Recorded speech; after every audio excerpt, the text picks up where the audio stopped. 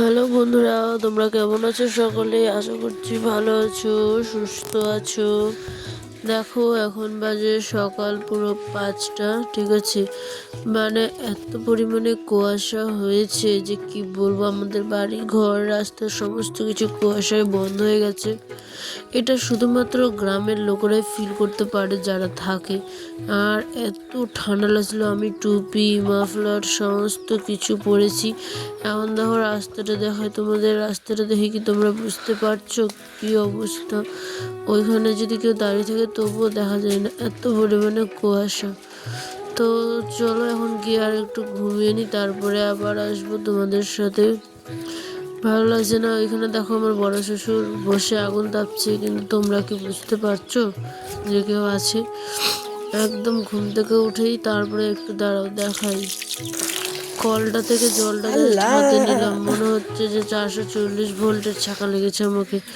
বর্মা উঠে হাই তুলছে, এদিকে আমার বড় শ্বশুর দেখো বসে কি আগুন জ্বালিয়েছে। উফ, এই আগুনটা এখন সেকবো হাত পাগুলো একটু 2 মিনিট, তারপরে গিয়ে আবার কেদার ভিতর গিয়ে ঢুকে যাবো বন্ধুরা। কারণ আজ ব্লগ কী হবে আমি জানি না। পুরো একটু ভিডিওটা দেখো প্লিজ ধৈর্য সহকারে। তোমাদের কোথায় কেমন ঠান্ডা কমেন্টে আমাকে জানাতে ভুলো না। এইদিকে আমার মুখে হয়ে গেছিলো বি কমপ্লেক্সের অভাবে ঘা, যার কারণে আমি টুপিটা সবসময় ঢাকা দিয়ে রাখি। তো চলো, hello hello hello, good morning everyone, welcome to my new video. তোমরা কেমন আছো সকলে? আশা করি সকলে ভালো আছো। উত্তর দিনাজপুর জেলার এই ছোট্ট গ্রাম থেকে আমি পায়েল তোমাদের জানাই আমার ভিডিওতে অনেক ভালোবাসা। সেই ঘুমন্ত কথা মানে ঘুমন্ত অবস্থায় কথা বলছিলাম তখন হালকা হালকা করে, ঠিক আছে, কারণ টুপি ছিল তাই ভয়েসটা ওরম হয়ে গেছে। যাই হোক, এখন চলো, কুয়াশা যেদিনই উঠে না কেন সেই দিনই এমনটাই ঘটে। আমি তোমাদের সাথে পুরোটা শেয়ার করব, ঠিক আছে। আমরা আগে থেকে বুঝে যাই যে কোন দিন বাতাস হবে আর কোন দিন কুয়াশা। মানে আমার বরের সিক্স সেন্সটা আছে, তোমাদের সাথে আমি শেয়ার করবো। তার আগে চলো কথা বলি, এদিকে আমি কাজগুলো করি। কারণ মেয়ে মানেই তো সংসারের হাজারটা কাজ, সেই ভোরবেলা থেকে শুরু করে ঝাঁটা বানুন নাও, আর তারপরে সেই রাত্রি অবধি কাজ অনবরত চলতেই থাকবে। দেখো এদিকে পুরো এটা ক্লিন করলাম, মানে ডাইনিং টেবিল ঘরটাকে পুরো ভালো করে গুছিয়ে টুছিয়ে, বিছানাতে যেহেতু অনেক ক্যাথার লেপ থাকে, ব্ল্যাঙ্কেট থাকে আর কি, হ্যাঁ, ছোটোখাটো আয়নের ক্যাথাগুলো থাকে, ওগুলো সমস্ত কিছু পরিপাটি করে গুছিয়ে রাখলাম। এদিকে এসে এখন আয়নকে নিয়ে ব্রাশ করাতে, যেহেতু ওনার এখন 2 থেকে আড়াই বছর আমার সোনা বাবার মানে বয়স। তো সেই কারণেই ওখানে একটু ব্রাশ করাতে দিতে হয়। ব্রাশ কোনো করে সমস্ত কলগেটটাকে গিলে নেয়। তো আমি চেষ্টা করি সবসময় মানে একটু ব্রাশ নিজে হাতে করে দিতে, কারণ ওই এখনও পারে না, তবু চেষ্টা করে। আর এইদিকে দেখো সবাই মর্নিং ওয়াক থেকে ফিরছে। আর আমি কিন্তু গরম জল বসিয়ে দিয়েছিলাম, তারপরে চলে যাবো একদম রান্নাবাড়িতে। গরম জল দিয়ে আয়নকে হাত মুখ ধুয়ে আজকে রান্না করব একদম ডিম আর সয়াবিন আলুর তরকারি, আর করব সাথে একটা বড়া। তো যেটা বলছিলাম, দেখো আমাদের গ্রামের দিকে লোকেরাই শুধু ফিল করতে পারে এত পরিমাণে কুয়াশা বাতাস, মনে হয় কি আকাশে যেন মানে মেঘগুলো যেমন নিচে নেমে আসে, ঠিক তেমনটাই। এত পরিমাণে হাওয়া ঢুকছিল, আয়নের আব্বা তো আমাদের বাথরুমে না গিয়ে অন্যদিকে ঢুকে যাচ্ছিলো, এত পরিমাণে কুয়াশা দেখা যাচ্ছিল না।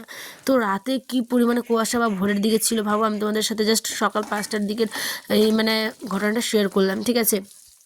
যেদিনই কুয়াশা হয় সেদিনই এমনটা ঘটে, মানে যেদিন শুধুমাত্র কুয়াশা থাকবে, হ্যাঁ, সাথে কোনো বাতাস নেই, কোনো ঝিরিঝিরি বৃষ্টি পড়ে না, সেই দিনই কিন্তু একমাত্র রৌদ্র হবে। এটা তোমাকে ভেবে নিতে হবে যে বিনা বাতাস ছাড়াও যদি কুয়াশা হয় অতিরিক্ত পরিমাণে, তাহলে তুমি ভাববে সেই দিন কিন্তু দুপুরবেলা হোক, মানে 10টা 11টা বাজতে বাজতে রৌদ্র উঠে যাবে। আর ঠিক তাই হয়েছে, দেখো রৌদ্র উঠেছে, কতগুলো কাপড় মেললাম, আর রান্নাবাড়িও পরিপাটি করে একদম বসিয়ে পড়েছি। স্নান টান সেরে নিয়েছি সকালেই, কারণ ঠান্ডা দিনে না স্নানটা সকালেই করি, তাহলে সারাদিনে কাপড়গুলো বেশ মানে একদম ভালো করে শুকিয়ে যায়। হ্যাঁ, আর একা হাতে ক্যামেরা করছি বলে আজকে খুব অসুবিধা হচ্ছিলো ভিডিও করতে। আর একটা কথা, এটা আমার বরের কথা, ঠিক আছে, আমি যেটা বললাম। তো শীতের দিন মানেই কিন্তু ওর কাছে এরম ফিলিংটাই আসে যে কুয়াশা হলেই বাতাস হলে কিন্তু সেদিন আর রোদ্র হয় না, শুধুমাত্র কুয়াশা হলে একদম রোদ হবে পারফেক্ট, এটা তোমরা গ্যারেন্টি নিতে পারো। এদিকে ছিল বাদামের ডাল, তো সেটাকেও একটু ভালো করে ভিজে রেখেছিলাম রাত্রেবেলা। তো যেহেতু একটু বড়া করব, তো সেই কারণেই তোমরা কারা কারা খেতে ভালোবাসো এই বড়াটা কমেন্টে আমাকে জানিও। শুধুমাত্র মানে জিরে আর কাঁচা লঙ্কা পেঁয়াজ এই সমস্ত কিছু দিয়ে বানালাম। আর আমি মানে চাদর উড়ে না কাজ করতে পারি না, মানে চাদর পরে আর কি, তাই মাফলারটা কানে পেঁচিয়ে দিয়েছি, যেহেতু আমার টনসিল হয়ে গেছে, সেই জন্য বন্ধুরা কি বলবো। আর চলো বড়াগুলোকে ফাটাফাট ভেজে নিই এখন।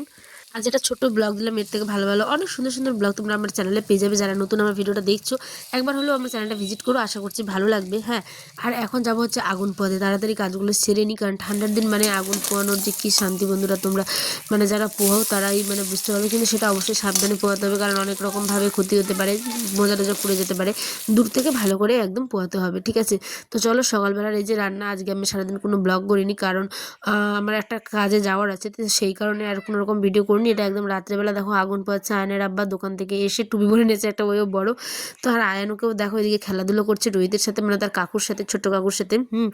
আমরা যে কাজ আছে বলে আমি আজকে তাড়াহুড়ো করে এই ছোট্ট ব্লগটা তোমাদের সাথে শেয়ার করলাম। আজ আসি দেখা ব্লগে, ভালো ব্লগে।